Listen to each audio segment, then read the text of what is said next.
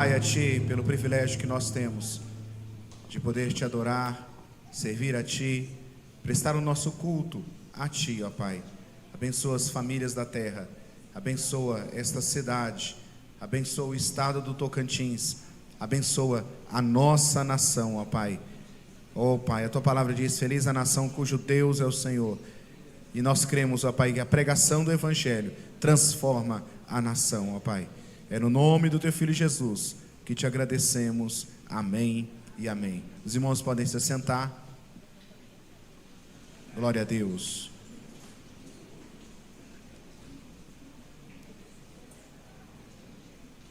Glória a Jesus.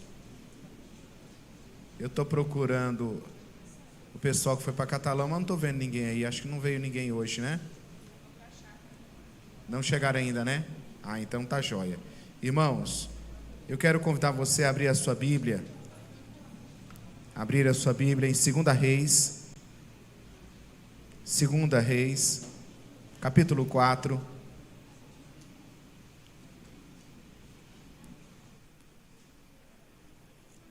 Segunda Reis, capítulo 4, a partir do versículo 38. Quem encontrou, diga amém. Diz assim as Escrituras: Depois Eliseu voltou a Gigal. Nesse tempo a fome assolava a região. Quando os discípulos dos profetas estavam reunidos com ele, ordenou ao seu servo: ponha o caldeirão no fogo e faça um ensopado para estes homens. Um deles foi ao campo apanhar legumes e encontrou uma trepadeira. Apanhou alguns dos seus frutos e encheu deles o seu manto. Quando voltou, cortou em pedaços, colocou-os no caldeirão do ensopado, embora ninguém soubesse o que era. O ensopado foi servido aos homens, mas logo que provaram, gritaram: Homem de Deus, a morte na panela! E não puderam mais tomá-lo. Então Eliseu pediu um pouco de farinha, colocou no caldeirão e disse: sirvam a todos. E já não havia mais perigo no caldeirão. Amém. Quem está nos visitando nessa noite? Tem alguém que está nos visitando nesta noite? Temos ali, pessoal, coloca de pé, por favor. Olha que bênção. Mais alguém? Ali tem mais. Olha que legal. Esse aqui eu conheço. Esse do meio aqui eu conheço, né? Então vocês fiquem em pé, que o pessoal vai se levantar, vai até vocês, vai dar um abraço. Sejam bem-vindos. Pessoal do lado de cá, eu tenho certeza que vai levantar também, né? Vai dar um abraço aí nesse casal que está visitando. Sejam bem-vindos a todos. Deus abençoe grandemente. Um prazer tê-los aqui.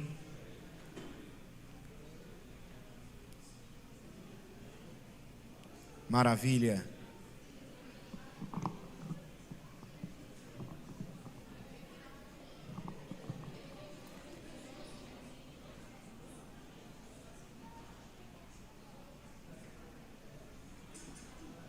Benção demais. Glória a Deus.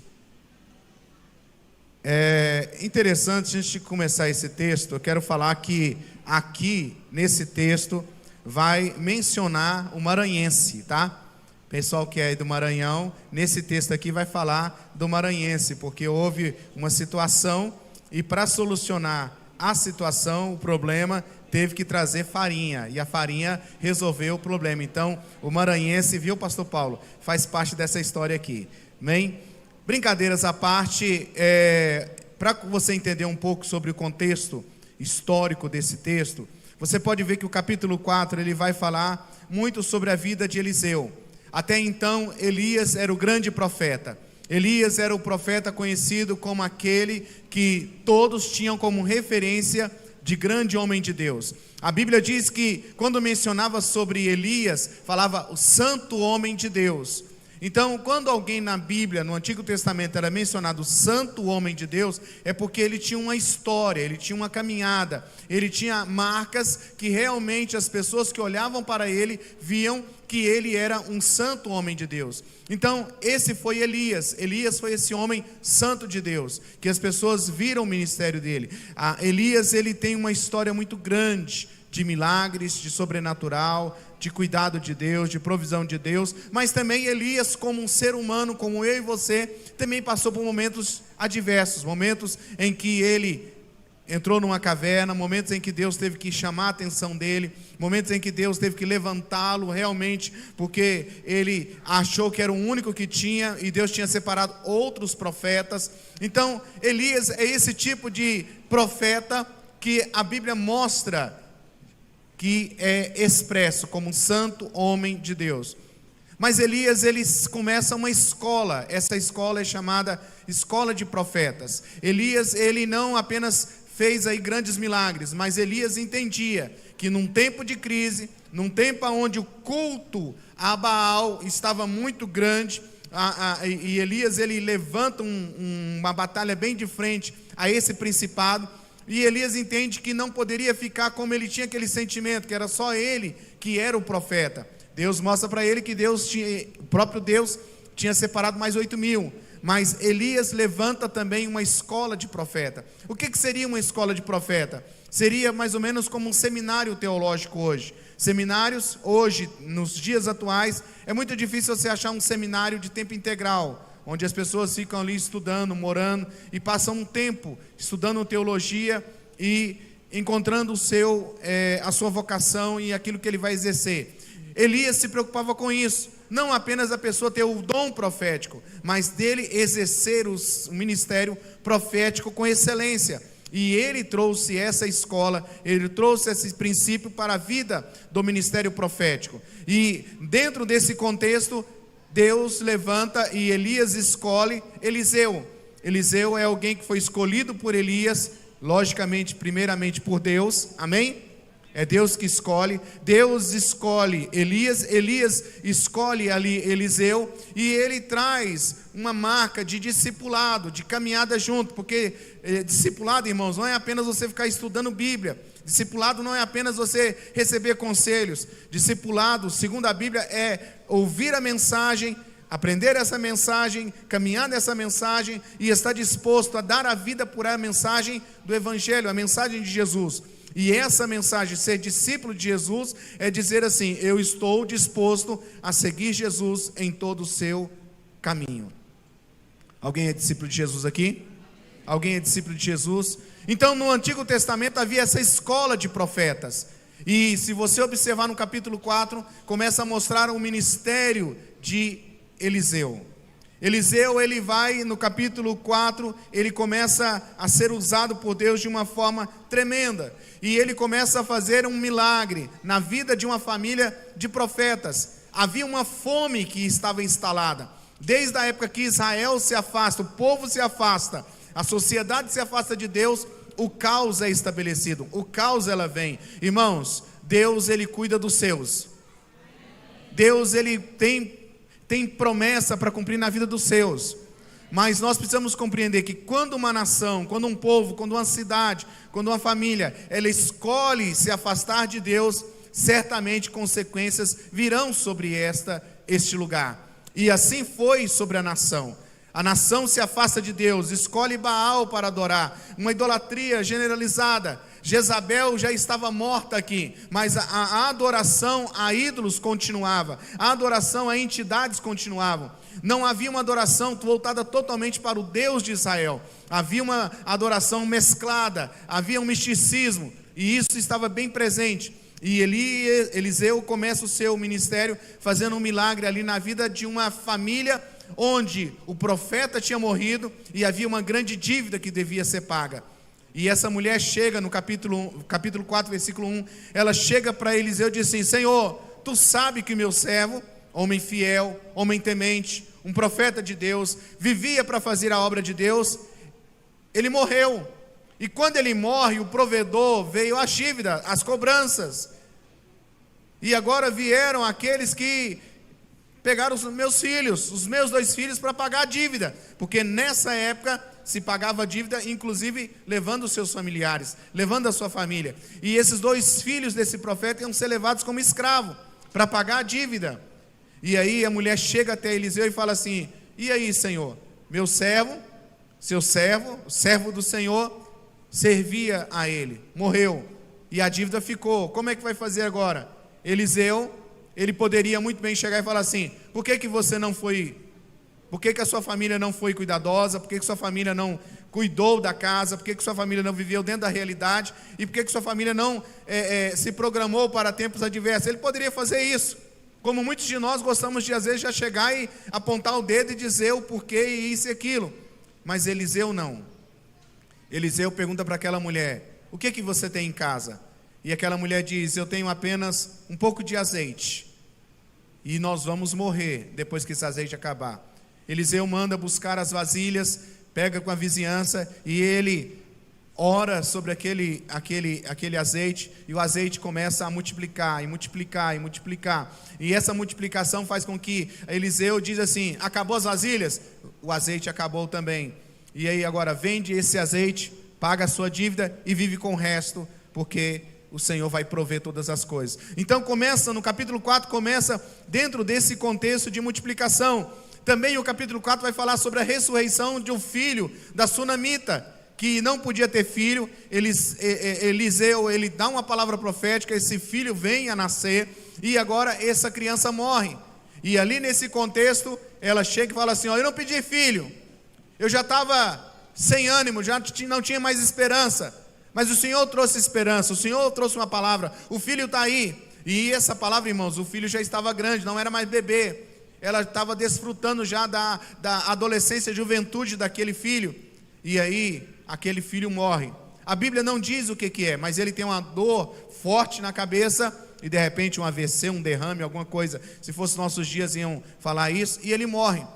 Eu sei que, para resumir a história, Eliseu chega ali, deita sobre o menino, sopra sobre ele, olho com olho, nariz com nariz, e ministra, e anda sobre a casa, e vai, e anda, e ora de novo, e aí até que o menino, ele começa a espirrar, e a Bíblia diz que ele espirrou 7 vezes, diga comigo, 7 vezes. Pastor, o que tem isso? O que é profético? Não sei, irmãos, foi 7 vezes. A Bíblia não fala porque foi 7 vezes, foi 7 vezes.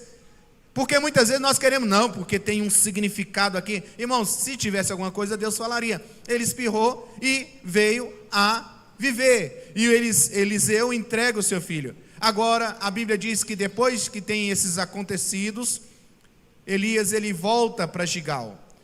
Eliseu volta para Gigal. E ali em Gigal havia essa escola de profetas, onde os homens eram ensinados a ser verdadeiros profetas. Lembrando que eu disse que esse tempo era um tempo de muita fome, uma crise terrível, crise política, crise espiritual, crise moral. Havia uma perseguição terrível para todos aqueles que eram genuinamente fiéis a Deus. É tanto que o rei anterior e que tinha morrido, ele havia uma perseguição de matar todos os profetas. Muitos desses profetas tiveram que se esconder. E nesse contexto histórico aqui, os profetas, eles estavam ainda, essa perseguição estava bem clara ainda nesses dias. Por isso que havia uma escola de profeta, para que o ofício do profeta não se acabar. Porque quando se cala a voz profética, o povo se perece. Eu vou repetir. Quando a voz profética é calada, o povo perece. Por quê? Porque a voz profética não é o profeta, mas é a voz que vem de Deus e ministra aos nossos corações através dos vocacionados escolhidos. Amém? Por que existe hoje tantas pessoas querendo calar o profético, calar a voz de Deus? Porque a Bíblia diz assim: assim diz o Senhor. O que é assim diz o Senhor? Aquilo que Deus diz é.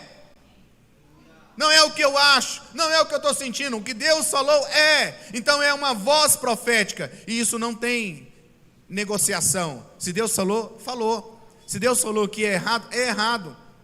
Não há negociação com Deus, não há esse negócio assim, vamos dar um jeito. E o ministério da escola, a casa de profetas, era para isso, para ensinar o ofício do profeta, para ensinar a não se corromper, para ensinar que aquele que é profeta vive pela fé, aquele que é profeta ele não se vende, aquele que é profeta ele tem princípios diferentes de todo o povo. É como um pastor ele não pode ter uma vida normal como de todo mundo. Um pastor ele tem que zelar pela palavra, um pastor ele tem que zelar pelo conhecimento das escrituras, um pastor ele tem que zelar pela sua moral, um pastor ele tem que zelar para ser exemplo dos fiéis. Hoje tem muita gente que chega nos púlpitos e fala assim, irmão, não olha para o homem não. Mas a Bíblia diz que o pastor, que o ministro, o servo de Deus, ele foi chamado para ser modelo dos fiéis. Alguém pode dizer amém por isso?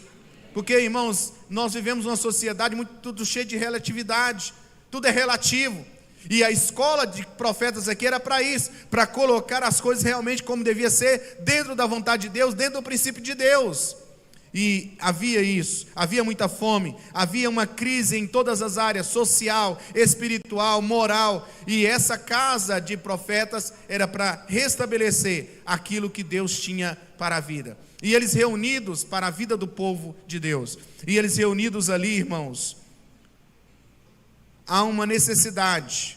Porque quem é homem de Deus e mulher de Deus aqui? Levanta a mão, porque tem um anjo filmando. Quem é homem de Deus e mulher de Deus aqui? Deixa eu perguntar uma coisa para você. Você teve fome hoje? Não? Meu Deus. Deve estar tomando insulina. Não é insulina, como que é o nome? Deve estar tomando medicação para não sentir fome, né? Mas, alguém aqui comeu hoje? Porque o seu corpo pediu, não foi? Irmãos, e você vai admirar, vai ficar impressionado, que os profetas sentem fome, que os profetas vão no banheiro, que os homens e mulheres de Deus têm necessidades, que os homens e mulheres de Deus sentem frio, calor, sentem dores, decepções, alegrias. Os homens de Deus, mulheres de Deus, dentro do contexto aqui, estavam vivendo dentro de uma realidade da sociedade. Havia uma necessidade, eles estavam reunidos para uma reunião onde que o líder da casa de profetas ia ensiná-los, ia ter ali um discipulado. E chega outros de outros lugares. E aí Eliseu que estava ali, manda buscar, vamos fazer um sopão aqui. Vamos fazer aquele sopão, busca lá e vamos dar um jeito.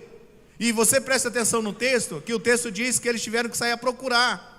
Porque havia crise, havia fome, não tinha muita coisa na despensa, havia necessidades. E o profeta disse assim, sai para procurar, vamos fazer um sopão, mas vamos procurar. E aí, irmãos, tem um dos servos de Eliseu, ele foi e encontrou uma trepadeira.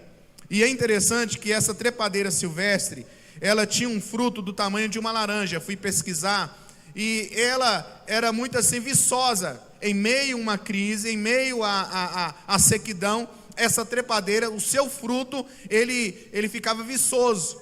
E aquele servo do profeta, ele foi lá e viu aquela fruta bonita, aos olhos, a fome estava grande, a necessidade também estava grande, e ele pega aquele fruto, e ele leva, coloca no seu manto, na sua roupa, faz ali como fosse quem vai catar piqui no meio do mato, né? Arruma um jeito de levar, mas não vai embora sem.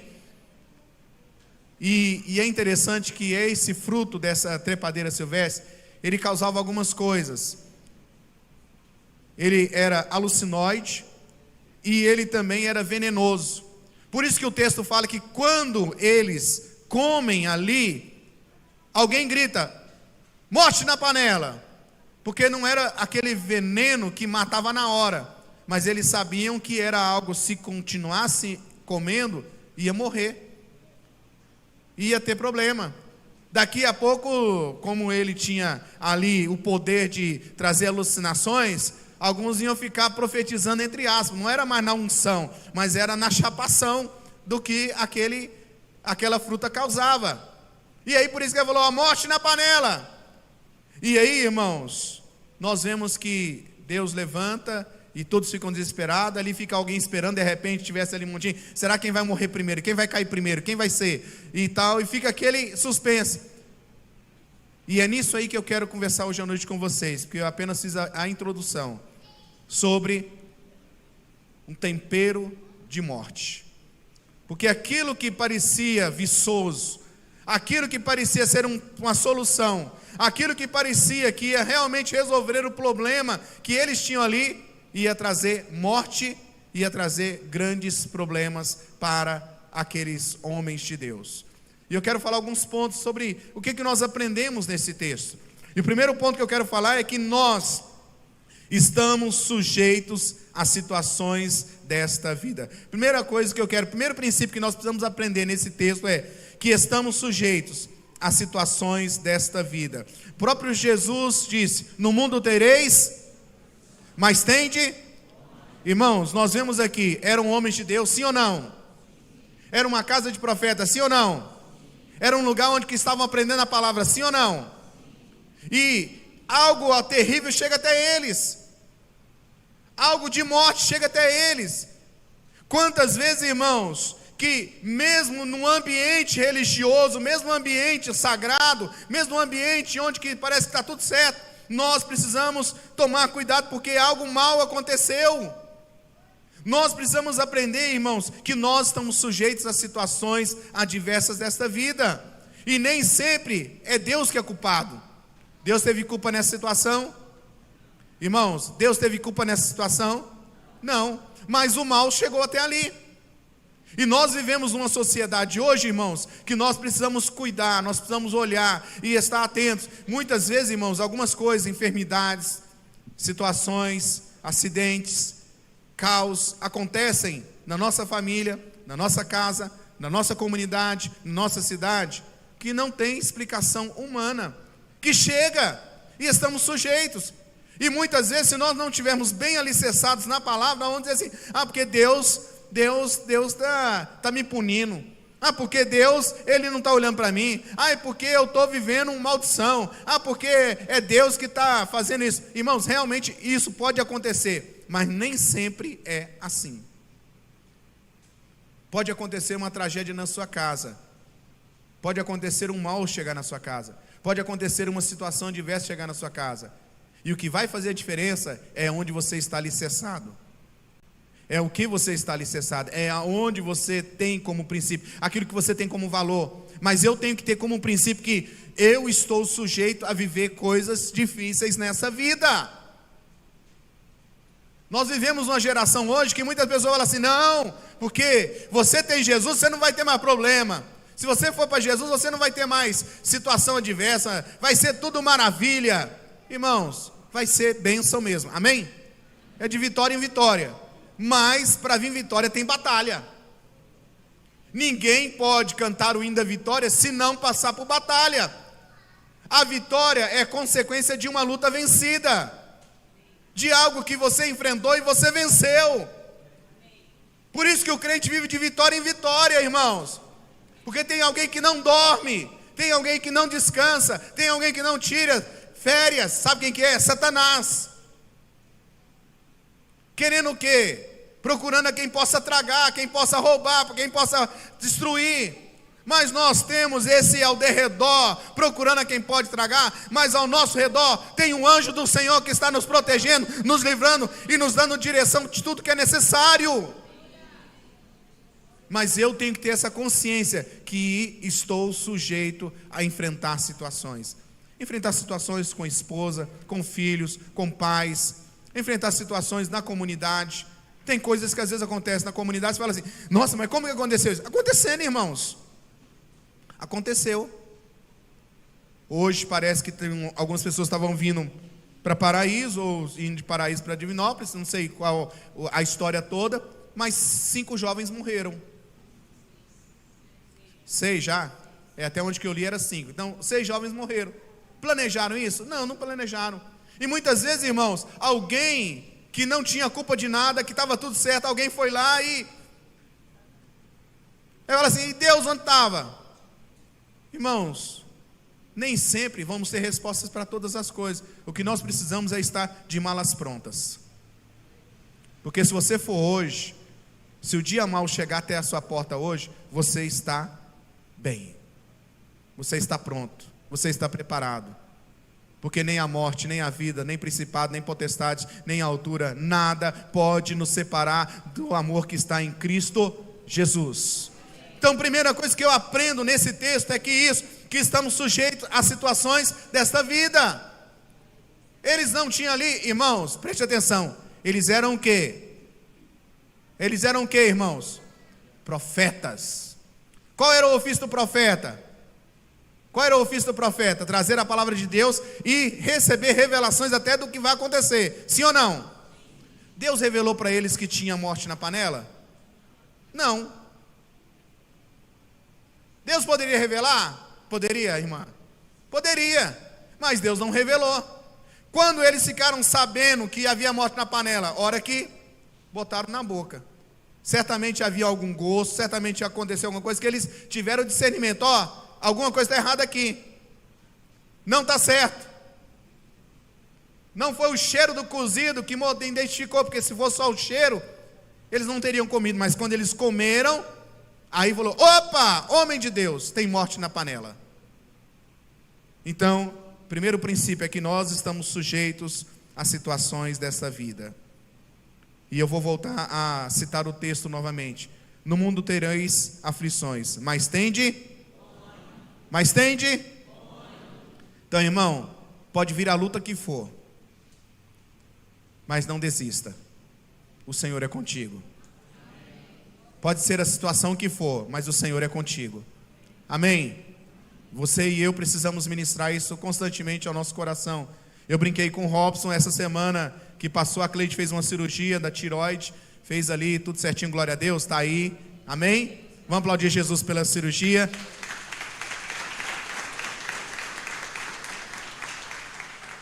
E aí o Robson fez a mesma cirurgia, irmãos, a mesma cirurgia, né? Retirada da tireoide.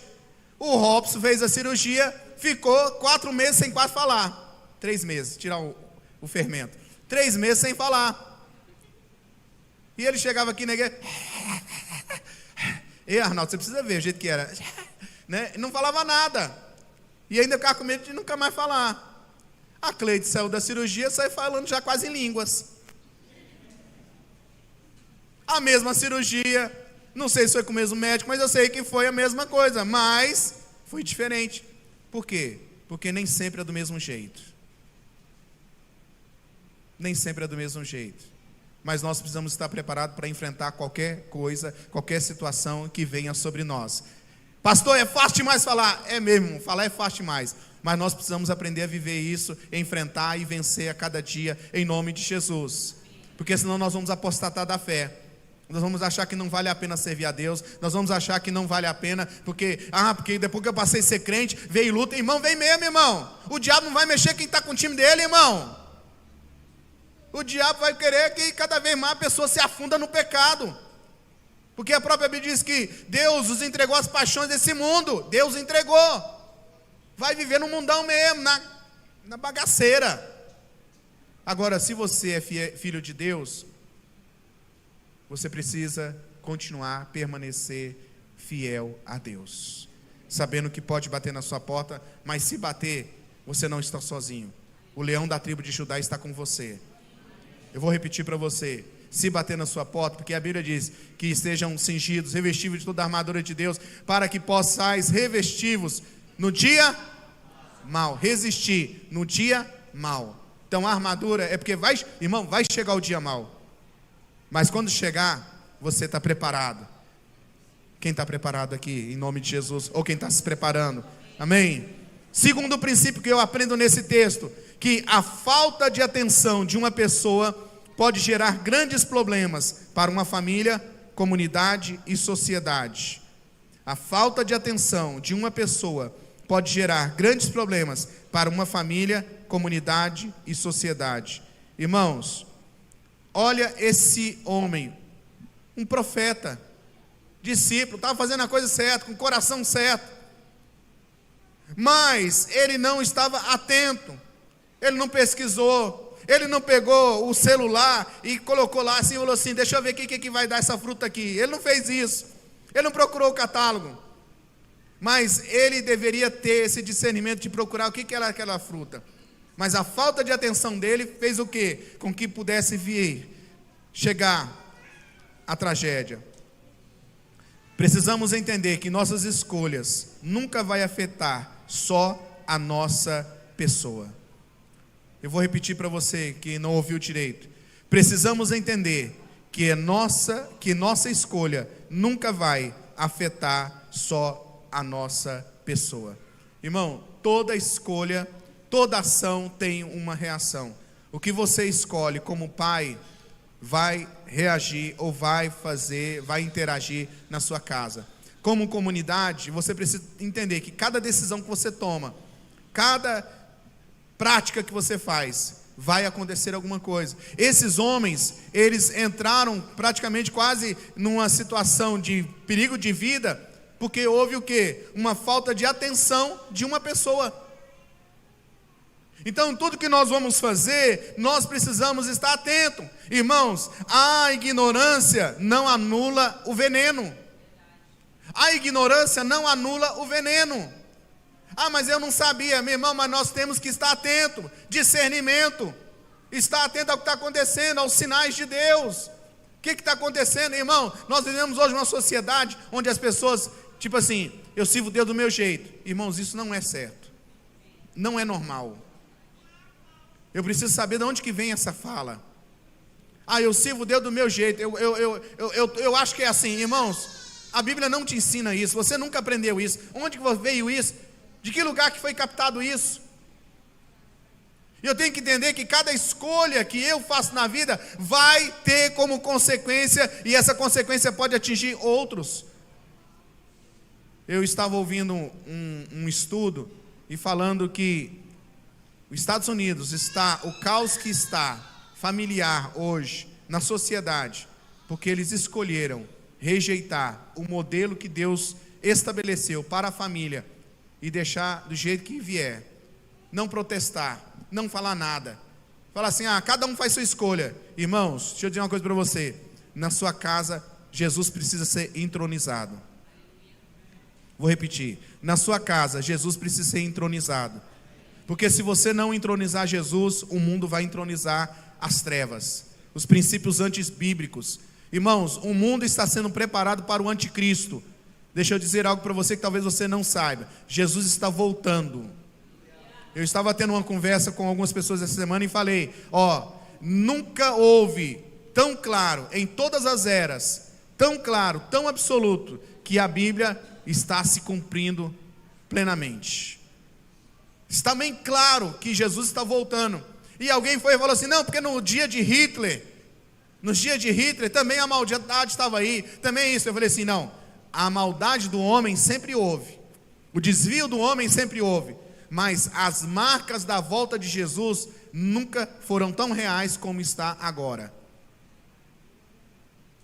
Elas estão aí, e eu vou dizer para você, Jesus está voltando, e Ele vai buscar a sua igreja, e a terra vai ser assolada pelo juízo de Deus nessa terra.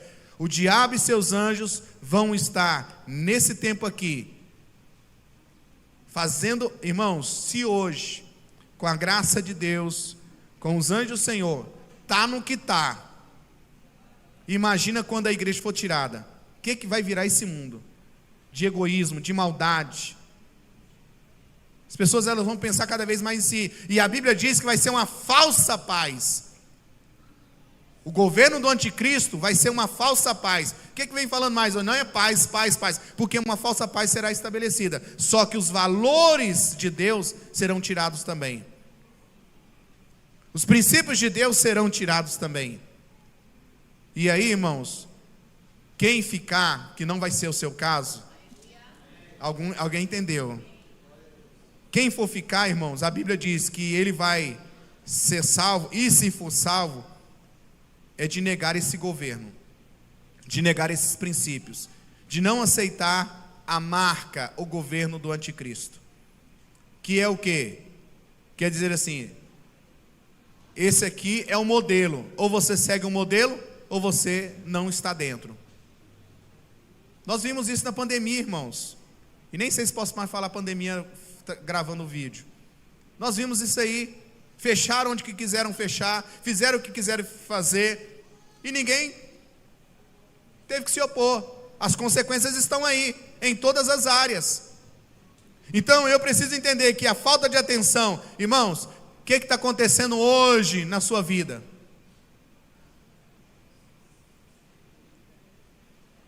Terceiro, precisamos verificar tudo que estamos alimentando ou que está sendo servido em nossas casas. Vou repetir, precisamos verificar tudo que estamos alimentando ou que está sendo servido em nossas casas.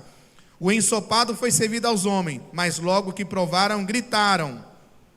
Hoje há tanta gente sendo envenenada, até por pessoas que a princípio querem ajudar, mas que não estão aptas.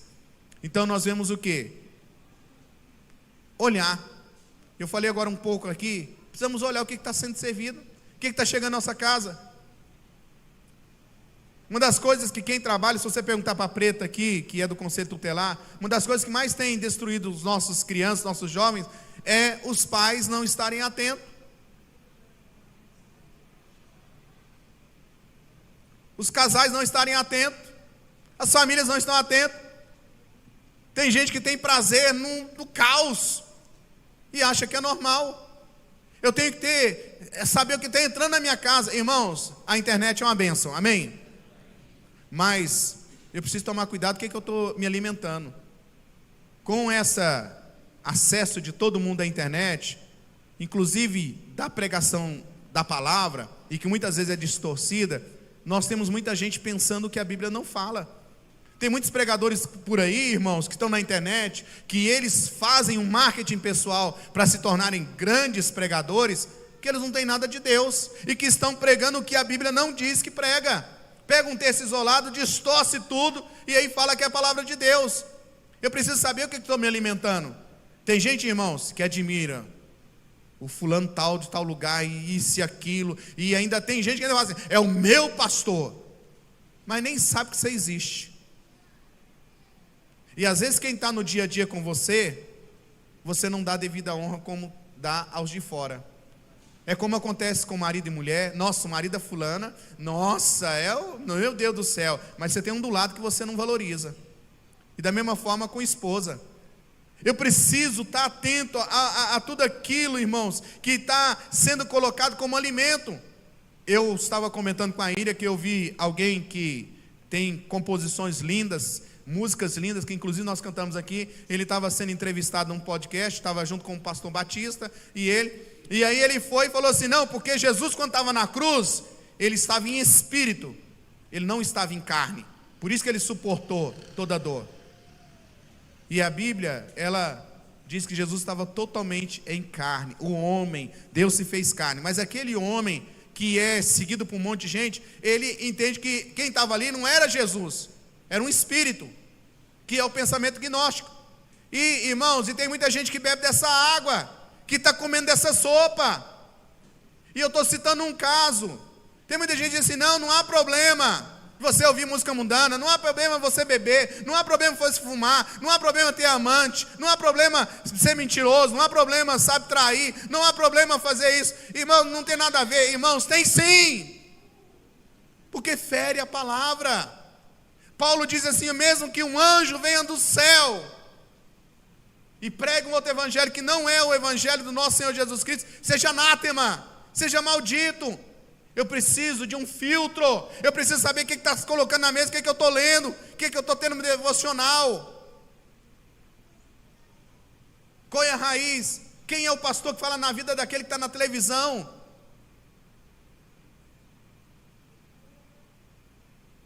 Para quem ele presta conta? Em casa, irmãos, na igreja. Deixa eu dizer algo para você. Se tem alguém que fala mal dos seus líderes espirituais, você abre o olho, porque ele vai falar mal de você também. Porque se fala mal dos seus pastores, que são referência na vida de cobertura espiritual, se fala mal dos seus pastores, vai falar mal de você. Então eu preciso tomar cuidado com o que eu estou trazendo para dentro de casa. Às vezes alguém chega na cidade e não, porque é um missionário tal, e já, irmãos, várias vezes, o pastor Paulo já presenciou comigo, a pessoa fala, não, porque é o fulano que ora e que isso e aquilo, eu falo assim, quem é o pastor dele? Qual é a referência? Me dá um telefone aí, deixa eu ligar, deixa eu buscar referência, deixa eu buscar histórico. Porque, irmãos, infelizmente nós temos muitos mercenários da fé, infelizmente temos muitas pessoas que estão aí agindo nos dons, e se você quiser ver milagre, até lá no Terecô tem milagre, falso, mas tem, mas não quer dizer que é Deus, porque Moisés jogou a vara e virou o quê? Mas os magos também jogaram as varas, ele também virou o quê? Então ele ensina um princípio, que nem toda serpente que aparece é de Deus. Quem está comigo? Então eu preciso saber, irmãos, tome cuidado. Quem você traz para dentro da sua casa, quem coloca na sua mesa, quem que você se aconselha, com quem você está conversando. Tome cuidado, porque pode estar trazendo veneno para dentro do seu coração, para dentro da sua vida, para dentro da sua família. Toma cuidado. Por que Elias era chamado santo homem de Deus? Porque tinha uma história, tinha um rastro, tinha uma caminhada, ele não apareceu do nada. Por que Eliseu, ele era aqui o líder desses profetas? Porque ele tinha uma história. Ele foi aquele que foi até o fim, quando a capa, ela é partida em duas, com a unção dobrada. Tinha uma história.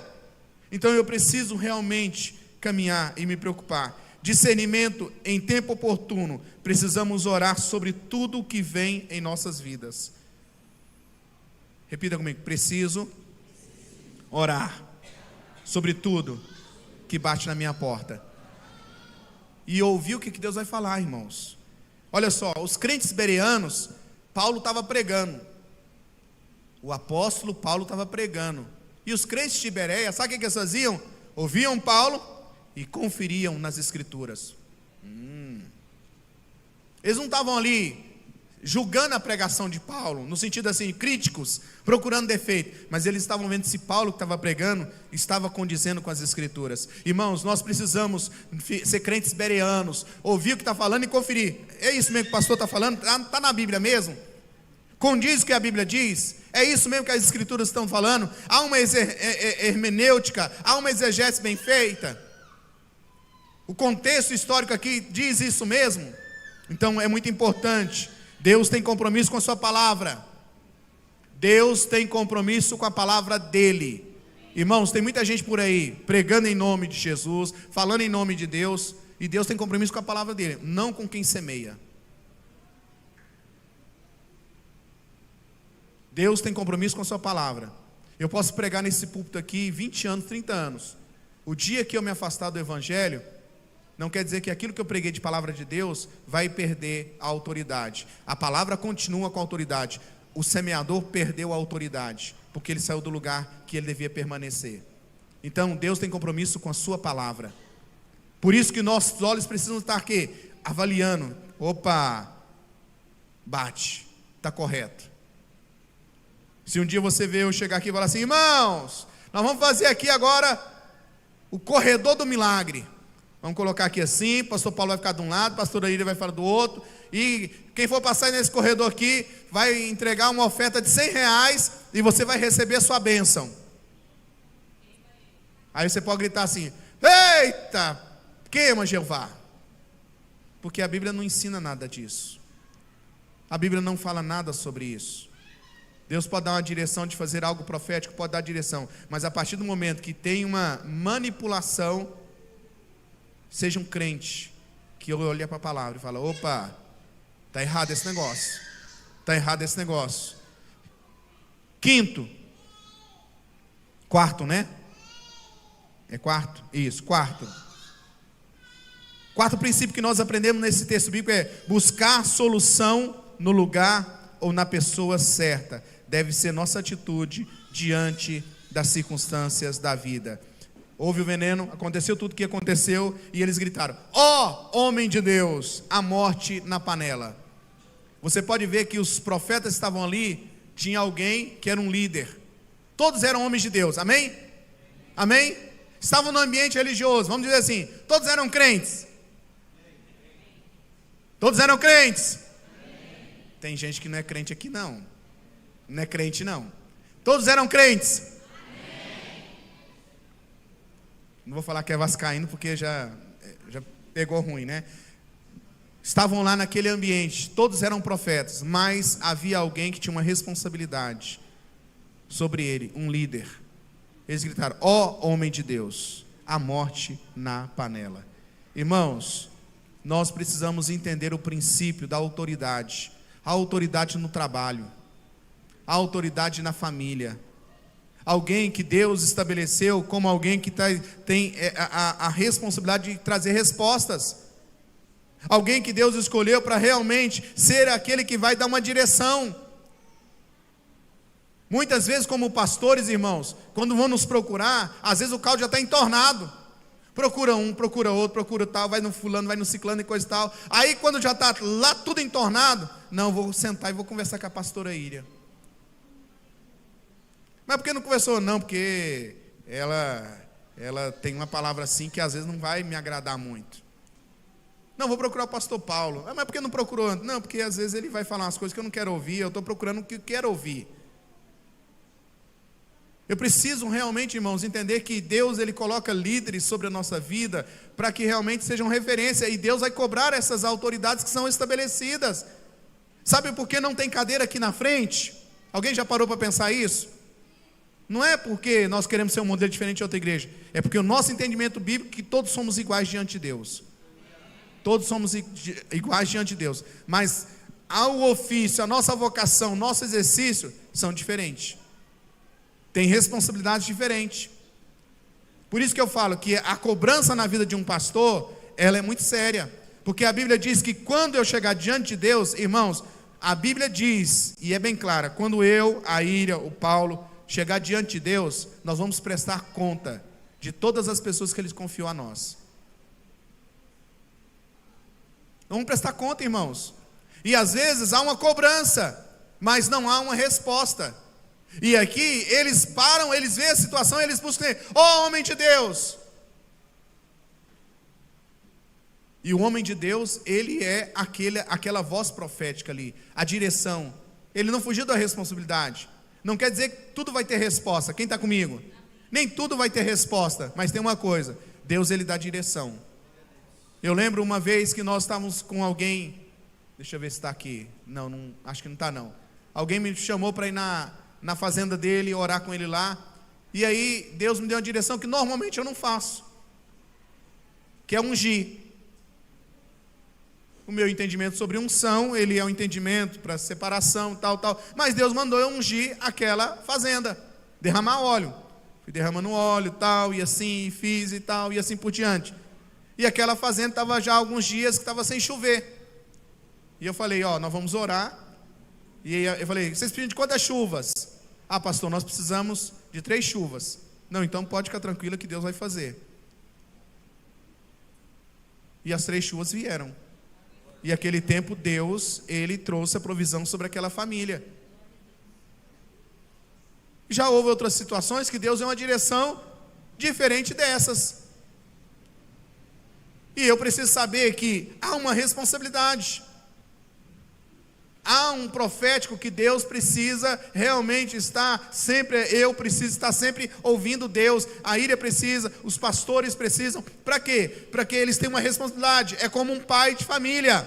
Irmãos, o pai de família da sua casa não é o pastor, é você. Olha para cá os homens, Demar, né? Os homens todos aí. A sua casa não é responsabilidade do pastor. A sua casa é responsabilidade é sua. Quem é o responsável? O pastor pode servir até de conselheiro. E pode até chorar com você, se alegrar com você, sabe? Aconselhar e tal, e assim por diante. Ele pode. Mas a responsabilidade da sua casa é você. O leão lá é você. Ninguém vai dizer amém. Nenhum homem vai dizer amém?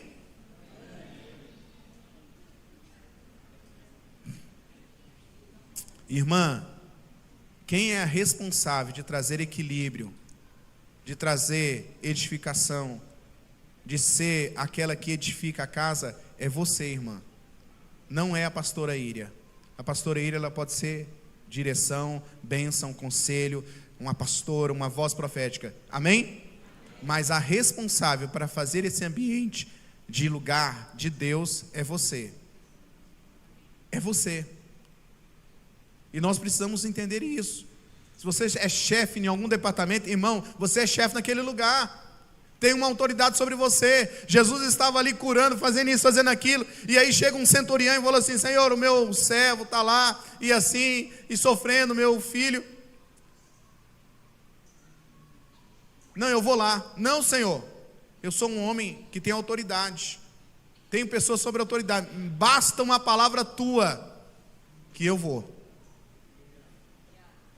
olhe para cá. Deus já liberou uma palavra sobre a sua vida de autoridade. Deus já liberou uma palavra de autoridade sobre a sua vida. Jesus já liberou sobre você. Você é autoridade na sua casa. Você é aquele que realmente vai levantar a mão e vai liberar a bênção de Deus sobre essa casa. Aleluia! Amém! E para terminar de verdade, 5. Quando um homem de Deus dá uma direção, precisamos vencer a incredulidade e seguir a direção dos verdadeiros profetas do Senhor. O que a farinha de trigo tinha de mágico ali? O profeta era maranhense? Não. O que a farinha tinha de mágico ali? Nada. E se fosse uma prática normal, natural, os homens que ali estavam, as pessoas que estavam ali cozinhando, tinham já o costume, sabia? Não, é só colocar farinha que vai eliminar o veneno. Mas Deus deu uma direção para o profeta deu a direção para eles, e eles ouviram aquela direção e colocou farinha, e a farinha tirou o veneno, e ainda engrossou o caldo, deu para servir para mais pessoas. Irmãos, a Bíblia diz assim: crede nos vossos profetas e prosperareis. Sabe por que estão tentando calar a voz profética na nossa nação, dos verdadeiros profetas, e tem tantos falsos profetas por aí? É porque quando o verdadeiro profeta libera uma palavra, Deus vai cumprir essa palavra. E é por isso que estão tentando de todo jeito calar os profetas dessa nação, de todo jeito, intimidando. Recentemente agora levantaram um processo contra André Valadão, está lá em Orlando, mas porque ele foi pregar contra algo que é antibíblico, o que fizeram? Processar ele, quer calar ele. Recentemente nós estávamos aqui e conversando ali, e falou uma palavra que na época da pandemia não podia falar, falou uma palavra, derrubaram a nossa transmissão, porque quer calar os profetas. E aí, irmãos, nós precisamos estar atentos à voz profética para o nosso tempo, para o nosso local, para a nossa casa espiritual, para o nosso ambiente. Irmãos, Deus disse que Paraíso do Tocantins vai ser uma terra próspera. Deus disse que prosperará tremendamente o nosso povo. Deus disse que nós teremos missionários, pastores saindo deste lugar à torta e à direita, irmãos. Deus disse isso, não foi apenas um pastor, mas Deus disse isso, e Deus confirmou isso pela boca dos profetas. E nós precisamos crer nisso. E aí, irmãos, a farinha foi um elemento. Eu poderia usar aqui a figura e dizer assim, que a farinha, ela remete ao pão que veio do céu, que tira o pecado, que tira o veneno. Poderia usar isso, mas eu não quero levar para esse lugar. Eu quero realmente nós pensarmos o seguinte: Deus tem uma palavra para nós hoje. Deus tem uma palavra para a sua casa hoje, Riviane. Edna, Deus tem uma palavra para a sua casa hoje. Deus tem uma palavra para a sua casa hoje, Aldair. Deus tem uma palavra para a sua casa hoje, Elisângela. Pegue essa palavra de Deus, tome posse dessa palavra de Deus e diz: assim diz o Senhor. E eu me aposto dessa palavra, e tudo aquilo que não provém de Deus, eu quero tirar. Deus dá a direção. Qual é a direção que o Senhor tem para a minha casa? Qual é a direção que o Senhor tem para a minha família? A direção que Deus deu foi a farinha, mas qual é a direção que Deus tem para você hoje, na sua casa? Talvez a sua questão hoje na sua família é algo que entrou e trouxe veneno, que está gerando morte. Essa trepadeira, trepadeira, ela tinha o poder de trazer alucinações. As pessoas ficavam chapadas, perdia a noção. Tem muita gente por aí que está comendo fruto da trepadeira, que está vivendo uma vida viajando na maionese, que não é real. E nós precisamos viver um cristianismo real, genuíno, sabendo que Deus é aquele que quer estabelecer, preste atenção, Deus quer estabelecer o seu governo, a começar na minha vida, na minha casa, na minha família, no meu bairro, na minha cidade, no meu estado, e na minha nação. Eu creio, irmãos, de uma geração que Deus quer levantar diferente, que crê em milagres, que obedece à voz de Deus. Irmãos, nós vivemos em tempo das redes sociais, e não há nenhum problema da rede social usada corretamente, mas fale do amor de Deus. Comece a dizer assim, eu não concordo com aquilo que é contra os princípios de Deus, para você ver o que vai acontecer. Você vai ser cancelada. Vai ser cancelada. Sabe por que vai ser cancelada? Porque quem ama o mundo, o amor do Pai não está nele. O amor do Pai não está nele. Mas quem ama a Deus, ele se afasta daquilo que é fora da vontade de Deus. Se você observar, continuando o capítulo 4, teve esse milagre tremendo. E aí, chega-se a uma situação de crise maior ainda, de fome. E chega até ele uma oferta de farinha. O povo estava ali, passando fome. Sabe o que o profeta faz? Manda fazer pão com aquela farinha. E aí os profetas que estavam ali, aprendendo sobre o que é ser um profeta de Deus, aprendendo sobre esses valores, mas como esse bocado de farinha vai alimentar tanta essa multidão? E ele falou assim, vai alimentar e ainda vai sobrar. Alimentou toda a multidão e ainda sobrou pão. O que Deus der direção para você, vai te alimentar e vai alimentar a sua geração, e vai alimentar os filhos dos seus filhos. Mas você precisa continuar firme, crendo que aquele que está em você é maior do que aquele que está no mundo.